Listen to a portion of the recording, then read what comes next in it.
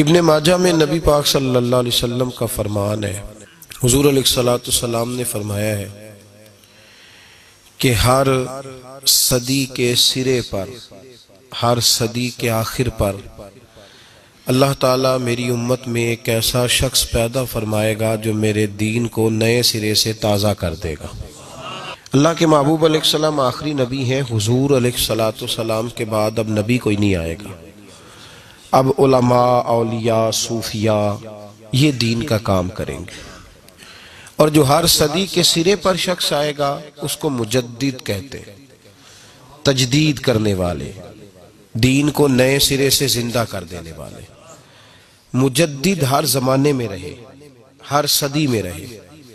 امام شافعی بھی مجدد تھے، حضرت عمر بن عبدالعزیز بھی مجدد تھے، شیخ احمد فاروق سرہندی بھی مجدد تھے۔ ہر صدی میں مجدد رہے۔ 14ویں صدی میں دین پر کچھ عجیب و غریب حملے ہونے لگے، عجیب و غریب۔ کچھ لوگ تو ہندوؤں کے بھیٹ چڑھنے لگے، ہندوؤں کی رسموں کو اپنانے لگے، ان کے طریقوں پر چلنے لگے۔ کچھ لیڈر جو تھے وہ ہندو مسلم اتحاد کا نعرہ لگانے لگے، بھائی بھائی کہنے لگے۔ اس کا نقصان یہ ہو رہا تھا کہ مسلمان اپنے عقائد و نظریات کو چھوڑ کر ہندوانہ رسمیں اختیار کرنے لگے تھے۔ ایک شور تو یہ ہوا۔ کچھ لوگ ایسے پیدا ہوئے جن لوگوں نے توحید کی آڑ لے کر نبی پاک صلی اللہ علیہ وسلم کی ذات کے بارے میں عجیب و غریب جملے کہنے شروع کر دیے، عجیب و غریب، اور نظریات غالب آنے لگے۔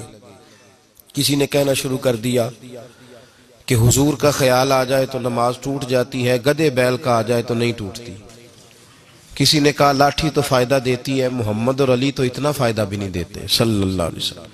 کسی نے یہ کہنا شروع کر دیا یہ قابل توجہ باتیں ہیں، ان پر غور کریں، یہ کوئی معمولی بات تھوڑی ہے کہ اتنا بڑا جملہ کوئی کہہ جائے۔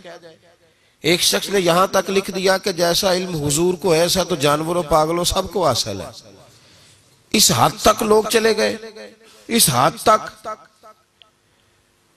اور میں بڑی معذرت کے ساتھ، میری درد مندانہ اپیل ہے، میری گزارش ہے ان لوگوں سے جو بعض اوقات وکالت کرتے ہیں ایسے جملوں کی، نہیں یہ مطلب ہے یا نہیں یہ مطلب ہے، تو بھائی اللہ نے قرآن پاک میں تو کہا یا ایھا الذین آمنوا لا تقولوا راعینا وقولوا انظرنا، کہا ہے میرے محبوب کے غلاموں، اے ایمان والو، جس لفظ کی وجہ سے میرے نبی کی بے ادبی کا شائبہ پیدا ہو سکتا ہے، شک ہو سکتا ہے کہ اس لفظ کی وجہ سے بے ادبی ہو، تم وہ لفظ بولنا ہی چھوڑ دو۔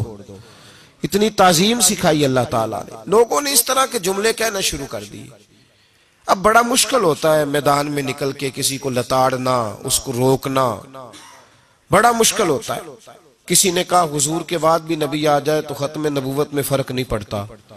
لوگوں نے اس طرح کے جملے کہنے شروع کر دیا۔ ایک ہندو مسلم اتحاد کا نعرہ، ایک مسلمانوں کا ہندوؤں کے ساتھ گٹھ جوڑ لیڈروں کی وجہ سے بے شمار برائیاں ہندوستان میں پھیلنے لگی۔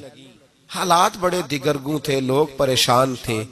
یکا یک بریلی کی دھرتی سے ایک شخص بولا، بریلی کی دھرتی سے ایک شخص بولا جنہوں نے علم تھاما، جنہوں نے سب سے پہلے تو ان لوگوں کو کہا جو ہندو مسلم اتحاد کا نعرہ لگاتے تھے، فرمایا نا، مسلمان رسول اللہ والے ہیں، یہ رسم اپنائیں گے تو وہ والی جو ان کے نبی نے انہیں حکم دیا ہے۔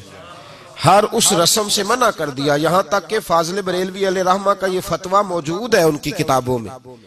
کسی نے کہا حضور ہم ہندوؤں کے طریقے پہ نہیں چلتے، ہم ان کی کوئی شے نہیں اپنائیں گے، صرف یہ بتا دیں کہ ان کی مجلس میں، محفل میں، ان کے میلے میں جانا جائز ہے۔ آپ نے فرمایا تم رسول پاک کا کلمہ پڑھنے والے ہو، تمہیں وہاں قدم رکھنے کی بھی اجازت نہیں۔ عشق رسول کی علامت بن گئے فاضل بریلوی۔ 1876 میں پیدا ہوئے، 1921 میں وصال فرمایا۔ 4 سال کی عمر تھی جب استاد کے پاس لے گئے، استاد کے پاس، اور استاد نے سبق شروع کرایا۔ 6 سال کی عمر تھی جب فاضل بریلوی نے پہلی دفعہ منبر پہ بیٹھ کے نبی پاک کا میلاد پاک بیان فرمایا۔ 13 سال میں اعلیٰ حضرت نے سارے علوم پڑھ لیے تھے، اور روایتوں میں اختلاف ہے لیکن آپ کی عمر پوری 20 سال نہیں تھی، پوری 20 نہیں ہوئی تھی۔ جب اعلیٰ حضرت فاضل بریلوی رحمت اللہ تعالی علیہ کے پاس ایک درویش آئے تو کہنے لگے آپ کا حصہ ہے، ظاہری علم تو حاصل ہو گیا پر باطن کے نور کی بھی بڑی ضرورت ہے۔ آپ کو اور آپ کے والد گرامی کو مارہرہ شریف لے گئے، وہاں ایک سید بزرگ تھے، سید آل رسول مارہ روی، 21 سال مجاہدے کراتے تھے، پھر کسی کو خلافت دیتے تھے۔ فاضل بریلوی کی عمر پوری 20 سال نہیں تھی۔